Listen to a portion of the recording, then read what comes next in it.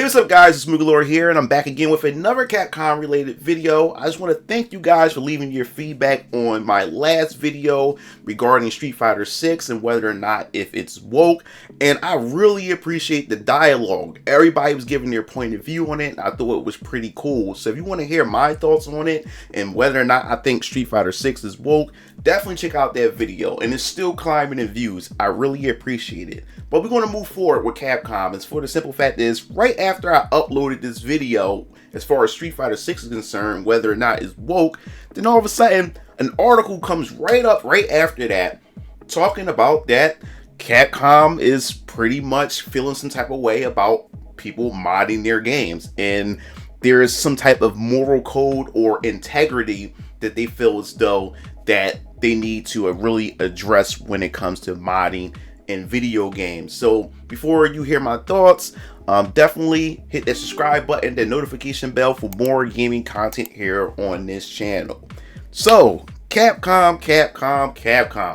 It seems as though, and it appears as though that Capcom is falling more and more and teetering over to the Western ideology. We talked about it before. We know Square Enix been teetering over into that end, but it appears that Capcom is really trying to get in with the ESG and get that ESG money. So we're going to start expecting more and more, just a little bit of Capcom starting to sprinkle in Western ideology and a lot of woke features or in things moving forward with a lot of decision making going into these games. So all I'm going to say is, guys, keep your eyes open moving forward. So what I'm talking about here, well, apparently there was a conference that was going on and Capcom was pretty much weighing in on, I guess you would say, modding their games on the PC and just modding in general, and how it pretty much they have this moral code about it when it comes to it. So let's go check out the article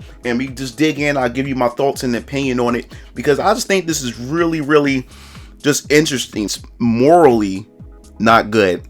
So let's go check it out. So here from Bounding in the Comics, it says Capcom takes aim at PC modding. Says developers should be concerned over mods that are offensive to public order and morals. Capcom, oh my god, Capcom. This doesn't even sound right. Just even reading this out loud, and it's coming from Capcom, man. Like one of my favorite Japanese companies in the East ever since I've just been a young boy, and now here we go. They got to him.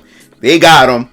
So in the article it says, in a move that's both concerning and unsurprising given the ongoing rise in anti-consumer rhetoric across nearly every industry, Capcom has officially declared their opposition to the concept of PC game modding. And this is just sad.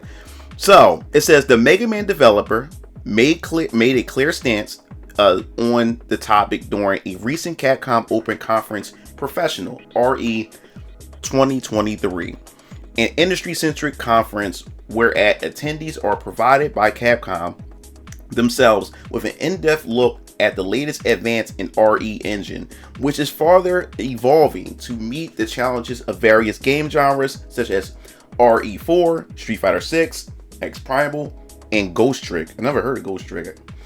As well as being able to support new platforms. And it says the hosting panel on the topic of anti-cheat, anti-piracy measures, and PC gaming recommendations for in-house production.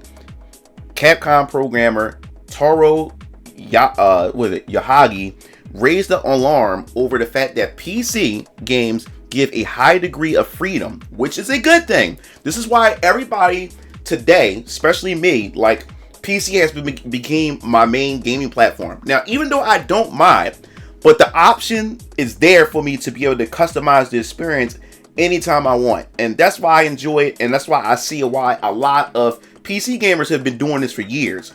I'm just now catching up to it and everything. But I see where the interest is at in it. Yes, you have a wide range of freedom when it comes to your gaming experience. And now it seems like that a lot of these companies, or some of these companies, are starting to shift gears and look at that and trying to attack that. But in my personal opinion, I don't think it just also has to do with the moral integrity and everything like that. It's like these companies want to make money. So they trying to find some type of way to pretty much stop you from having that freedom to customize your experience, because they want to sell you more, you know, cosmetics and everything like that. But I'm moving ahead of myself. So unfortunately, while their anti-tampering efforts may have had a better chance of garnering wide support had they kept them trained solely on thieves and multiplayer cheaters, Capcom calls was torpedoed by Yahagi's declaration. In the company eyes, he quotes, "All mods are defined as cheats, except when they are officially supported." See, so it's only okay if we allow them. If it doesn't affect our bottom line, or if it doesn't compete with us, then we will go with it. Or if it would stop us from, you know, spending the money, the time, and the research to make it better, we'll just have the community do it to do our job. That's what it sounds like to me. So it says, are officially supported. What modders are doing internally is no different than cheating. Mods are popular with users because they are allowed them to add or change various features to in existing games. Explained the programmer. However, for the purposes of anti-cheat and anti-piracy, all mods are defined as cheats. That is to say that mods that are not officially supported by the game are impossible to distinguish from cheat tools implementation-wise. So they're trying to shift it over to pretty much the programmer speak, or programmer or corporate language, saying that you can be able to customize your own game and everything like that, but us as programmers and us as developers, we can't distinguish the difference, or person with an untrained eye wouldn't know the difference between what's part of the game and what's not part of the game when it comes to modding. So it said, the state of cheats and piracy in PC games. Should you target mods in your anti-cheat / anti-piracy programs? And they got all the bullet points. All mods are defined as cheats, except when they are officially supported. What they are doing internally is no different than cheating. Mods, no different than cheats, affects the product. So it says the majority of mods can have a positive impact on the game. And yes, they definitely do have a positive impact on the game, because like I said, you have more freedom to be able to create and customize the experience that you want when it comes to your game. And I think that's the best part about it. It's just that freedom of expression. And then he continues, some mods, however, can be detrimental to the company, both in terms of reputational damage and in terms of workload. So to this end, the Capcom employee then declared there are a number of mods that are offensive to the public order and morals. Oh, here we go, boys. When these are disseminated, the image of the product is tarnished and branding is affected. Also, the offensive mods may be taken for legitimate implementation and can cause reputational damage. Now, what are they talking about as far as offensive? Are they talking about the scantily clad outfits for both the male and female characters that you will always see when you go online or you go on the internet and you see the various different sexy mods for the characters? Or is it something that has to do with race, or what is it? What are they classifying as, offensive? We don't like they're being very, very vague when it comes to that. And then on top of that, how does it damage, their reputation? Because as far as I'm concerned, when a lot of people buy the games because of the mods, they see that, hey, I can do this to the game, I can add that to the game. Oh, really? Oh, that's hot. All right, I'm going to go download this. Oh, I'm going to buy this so I can do this for my game. I'm telling you right now, I don't be modding in hell. I'm going to eventually try Baldur's Gate 3. And the reason why I'm going to try it is because I see the various different mods they already have for the game. And that's the only reason why I'm going to get it, because of the mods. You know what I'm saying? So I don't understand how it's hurting them, their reputation and their image when you have these type of mods. It just doesn't make sense to me. And then it says some malicious mods can also destroy the game by cheating, Yahagi added. In the worst case, they can also freeze and corrupt save data. Now, I'm not even disputing that. I know that there probably are some mods out there, but how often does that happen, that a mod comes, you download a mod and the mod wipes out and just corrupts your data? I mean, when it comes to mods too, it's also like, take a risk. If that's what you want to do, be fully aware what the risk may do when it comes to your hardware or whatever like that. So I still don't see an issue with that. Most of this is, hey, I'm going to take a risk and try this because of the things that are involved when it comes to modding. If you have a mod that destroys your data and you contact customer support, they will have a difficult time investigating the issue and will spend a lot of time working on it.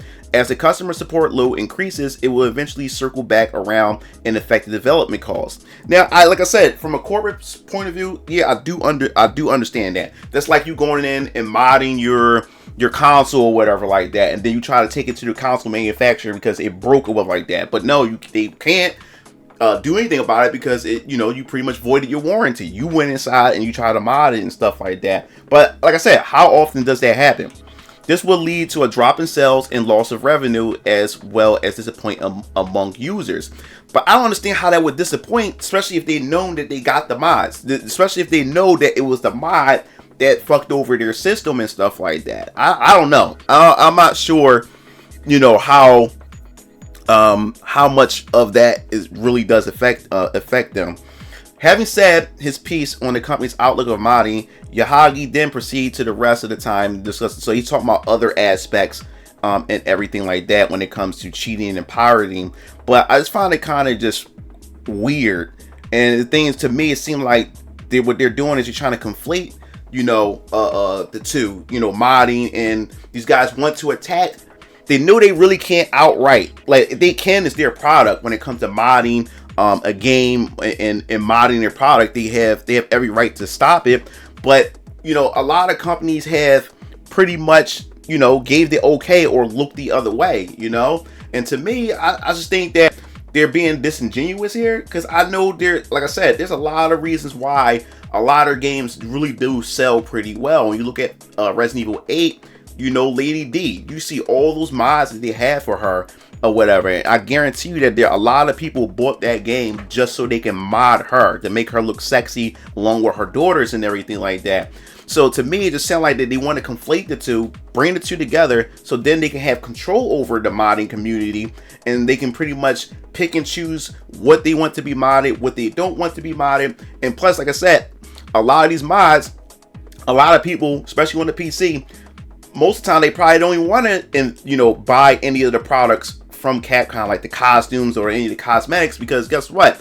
You can make your own cosmetics when you're modding, so you really don't have no incentive to go out there and get any of their add-ons or whatever like that. So I think, to me, in my personal opinion, they're trying to find some way, conflate the two, and then they can go in and pretty much essentially attack it, because for them, they say, hey, we can milk our base by coming out with all these expensive costumes. And you see Street Fighter 6 and their costumes and how expensive, especially that Ninja Turtle costume, how expensive this stuff can get.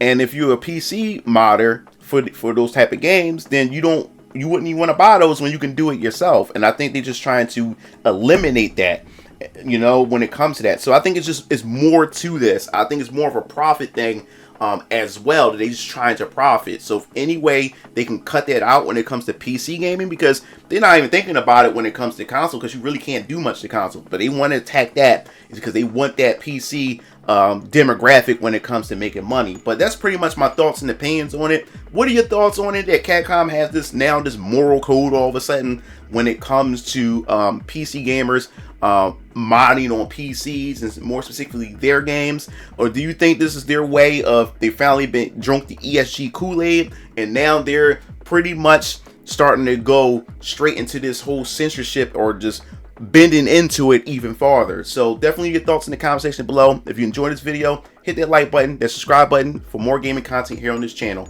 This is MugenLord, sign off. I'll see you game fiends later. Peace out.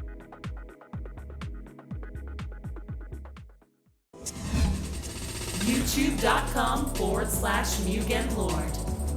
Subscribe to the channel for gaming news, updates, discussion, and live streams. Signing off.